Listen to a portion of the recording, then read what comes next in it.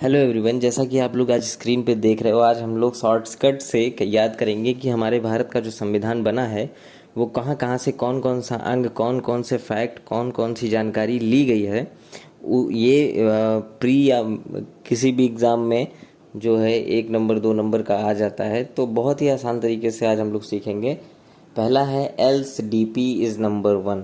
मतलब ये आयरलैंड का जो है, ये पूरी जो स्टेटमेंट है वो आयरलैंड से ली गई है। मतलब एल्स मतलब इलेक्शन ऑफ प्रेसिडेंट, मतलब प्रोसीजर जो है आयरलैंड से लिया गया है। डीपी मतलब directive principle of state policy, मतलब जो 36 से 51 तक राज्य को जो डायरेक्शन देने के लिए बना है वो आपका लिया गया है आयरलैंड से। नंबर 1 मतलब nomination of the member to the Rajya Sabha. अब हम बात करेंगे दूसरा, यूके यूनाइटेड किंगडम से क्या क्या लिया गया है उसके संविधान से। पार्ले बिस्कुट, पार्ले पीए आता है तो पार्लियामेंट गवर्नमेंट मतलब संसदीय सरकार, जो कि हम लोग जानते हैं कि मोदी जी हमारे संसदीय सरकार के तहत ही काम कर रहे हैं। R for rule of law, जैसा कि हम लोग जानते हैं यहाँ पे ना राजा ना रंक ना ऊंच ना नीच किसी की नहीं चलती है, बल्कि चलती है विधि का शासन। तो इस तरह से कोई नहीं कह सकता कि यहाँ मेरा शासन है।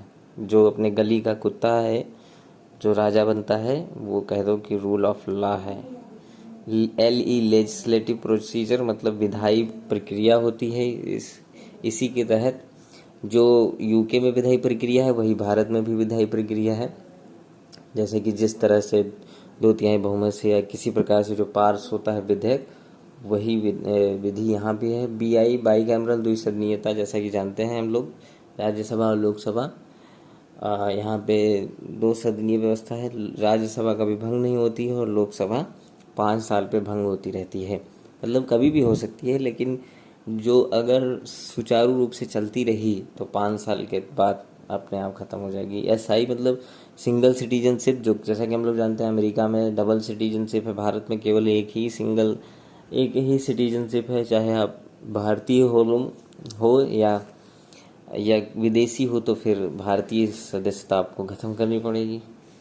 अब इसी के साथ आगे बढ़ते हैं और ये यूएस की बात करेंगे। President needs fund for removal of the present vice president and जजेस इन इंडिया। मतलब राष्ट्रपति को ज़रूरत है फंड की, किस लिए? क्योंकि वो वाइस प्रेसिडेंट और जजेस को रिमूव करना चाहते हैं वर्तमान के। तो जैसा शब्द है उसके सारे शॉर्टकट्स बने हुए हैं। प्रेसिडेंट मतलब प्रेसिडेंट ऑफ इंडिया, जो कि यूएस से लिया गया। फंड मतलब फंडामेंटल राइट। रिमूवल मतलब इम्पीचमेंट ऑफ राष्ट्रपति and supreme court and high court जजेस। जैसे कि महाभियोग लगाया जाता है, उनको हटाने की एक प्रक्रिया होती है, उसके तहत जो ये लिया गया है वो यूएस से लिया गया है। पीआरई, जो प्रेजेंट में पीआरई है, उससे हमारा बन गया प्रियम्बल। और vice president, post of vice president. Vice president जो है, जो पोस्ट लिया गया है वो यूएस से लिया गया है। तो जजेस, इम्पिडेंस ऑफ जजेस, जुडिशरी मतलब जुडिशरी जो स्वतंत्र है और सशक्त है वो भी यूएस से ही लिया गया है। और जुडिशियल रिव्यू ये भी यूएस से ही लिया गया है। मतलब न्यायिक पुनरावलोकन, यदि कोई न्याय देता है तो उसकी प्रक्रिया अगर गलत हो तो न्यायालय किसी भी मामले को, चाहे वो 9वीं अनुसूची हो या कोई भी प्रकार का, 9वीं अनुसूची में तो मूलतः अगर मूल अधिकार का हनन हुआ है तो न्यायालय उसमें जा सकती है, लेकिन बाकी सब में न्यायालय स्वतंत्र रूप से नहीं जा सकती है और सरकार को उसमें वरीयता मिली है। अब हम आगे बढ़ते हैं और can I know feds address. जैसे आपको कनाडा का अगर याद करना हो तो ऐसे याद कर लीजिए, can I know feds address.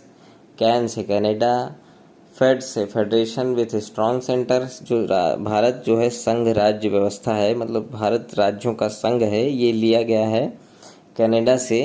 जैसे कि आप लोग जानते हैं कि जो यूएस है वो संघीय व्यवस्था है और जो आपका ब्रिटेन है वो एकात्मक व्यवस्था है और भारत जो है राज्यों और संघों से मिलकर बना है। अर्थात जो भारत का मॉडल है वो कनाडा से मैच खाता है और पूरी तरीके से नहीं खाता है क्योंकि भारत यूनियन है, मतलब वहीं से लगभग लगभग है। रेसिड्यूरी पावर्स मतलब विशिष्ट शक्तियाँ, रेस जो है, एड्रेस का जो रेस होगा उससे आप ये ले लो। तो ये क्या होता है कि राज्य सूची होती है और एक केंद्र सूची होती है। जो मान लीजिए इन दोनों के बाहर, राज्य सूची, केंद्र सूची और समवर्ती सूची के बाहर भी कोई मान लीजिए कानून आ गया।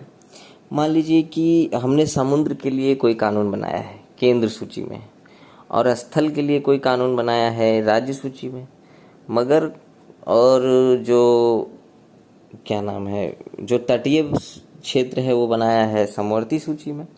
लेकिन अगर इनसे भी रिलेटेड मान लीजिए तटवर्ती और जल के बीच की बात हो तो फिर किसके सेक्टर में जाएगा? तो वो केंद्र के ही सेक्टर में चला जाएगा। अब थैंक यू वेरी मच।